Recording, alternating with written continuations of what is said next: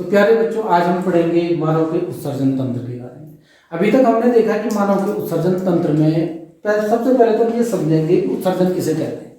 उत्सर्जन का अर्थ होता है कि मनुष्य के शरीर में जो जैव रासायनिक जो प्रक्रम होते हैं, जैसे श्वसन, पोषण, उपापचय, ये सारे जो प्रक्रम होते हैं, इन प्रक्रमों के बाद इनमें एक उत्सर्जन भी एक प्रक्रम है। जब मेटाबॉलिज्म, जब पाचन होता है, पोषण होता है, तो पाचन के होने के बाद मनुष्य के शरीर से बहुत सारे वर्ज्य पदार्थ, जिन्हें हम शरीर हानिकारक पदार्थ के तौर पे जान सकते हैं, इन पदार्थों को शरीर से बाहर निकालना बहुत जरूरी है।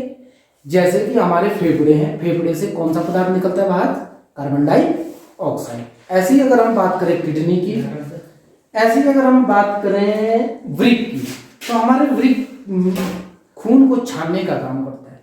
जब हम फुफ्फुस, फेफड़ों की बात करते हैं, तो फेफड़ा कार्बन डाइऑक्साइड को तो छान देता है, उसको तो बाहर आउट कर देता है, लेकिन उसके बाद हमारे शरीर में, हमारे खून में मेटाबॉलिज्म के बाद कुछ हानिकारक पदार्थ रहते हैं, जैसे यूरिक एसिड, यूरिया के रूप में या यूरिक एसिड के रूप में। वो जो ब्लड को छानने का जो काम है, वो काम है हमारी किडनी का, हमारी वृक्कों का। और हम जानते हैं कि हमारे पास दो वृक्क हैं, एक left hand side the left kidney and the right hand side the right kidney. Both kidneys make the same function, दोनों का काम एक जैसा है। अब इन किडनियों के अंदर, इन वृक्कों के अंदर बहुत सारी छोटी छोटी यूनिटें हैं। जैसे हमारे शरीर के अंदर कोशिकाएं होती हैं, ऐसे किडनी के अंदर छोटी छोटी यूनिट्स हैं। इस यूनिट्स को हम कहते हैं वृक्काणु या नेफ्रॉन। क्या कहते हैं? वृक्काणु, नेफ्रॉन। प्रत्येक किडनी के अंदर बहुत सारे छोटे छोटे नेफ्रॉन हैं।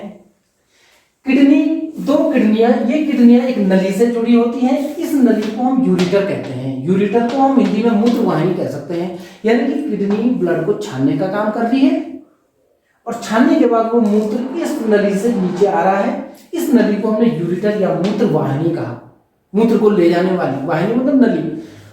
यूरिटर से आने के बाद ये यूरिन ब्लैडर एक थैले में इकट्ठा हो जाता है। इस थैले को हम यूरिनरी ब्लैडर या मूत्राशय कह सकते हैं। और मूत्राशय में ये जमा होने के बाद जब समय समय पे एक प्रेशर बना करके हम इसको शरीर से बाहर उत्सर्जित कर देते हैं। किसके द्वारा? यूरिथ्रा या मूत्र मार्ग के द्वारा। तो प्यारे बच्चों, अगर हमारे पास बोर्ड एग्जामिनेशन में या कहीं वनडे एग्जामिनेशन में क्वेश्चन आता है कि मनुष्य के उत्सर्जन तंत्र का नामांकित चित्र बनाइए, तो कई बार बच्चे कंफ्यूज हो जाते हैं, इसको बनाएं या इसको बनाएं। तो आप ध्यान दीजिए, उत्सर्जन तंत्र में हम इसका चित्र बनाएंगे, इसका किडनी का। तो किडनियां होंगी, यूरिटर होगा, ब्लैडर होगा। लेकिन अगर बात करता है कि किडनी के बेसिक फंक्शन की, प्रत्येक किडनी में मतलब बहुत सारी ऐसे छोटी छोटी इकाइयां होती हैं, जिन इकाइयों को हम क्या कहते हैं? वृक्काणु या नेफ्रॉन। ये वृक्काणु और नेफ्रॉन इस आकार के होते हैं। हम सिर्फ एक की बात कर रहे हैं। जैसे गाड़ी की वो चाबी नहीं होती, चाबी खोलने वाली, उसके आकार का, जिसको हम वोमेन संपुट या ग्लोमेरुलस कहते हैं। इस चाबी के आकार पे एक तरफ से अशुद्ध खून आता है, और इस छन्नी, ये छन्नी की तरह होता है, जैसे चाय छानने वाली छन्नी होती है। ये उस खून में से इम्प्योरिटी, अशुद्धियों को छान करके यूरिक एसिड के रूप में नीचे भेज देता है, और शुद्ध खून यहां से वापस चला जाता है। खून से अशुद्धियां छानने के बाद यूरिक एसिड इस नली से, यू आकार की जो नली है, इसका नाम है हेनले लूप। और ये नली बहुत लंबी आपको दिख रही है। इसके लंबी होने का मकसद ये हो सकता है कि कई बार किडनी छानने के बाद उसमें से पानी और कुछ यूजफुल प्रोडक्ट को वापस अवशोषित कर लेती है। तो ये नली यहाँ से और यहाँ तक हानिकारक पदार्थों को तो छान के अलग करती है, लेकिन जो उपयोगी पदार्थ होते हैं उनको वापस शरीर में अवशोषित कर लेती है।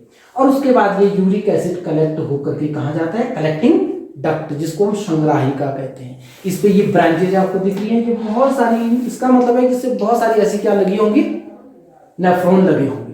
तो हम एक नेफ्रॉन की बात करें। तो प्यारे बच्चों, आपको जरूर समझ में आ गया होगा उत्सर्जन।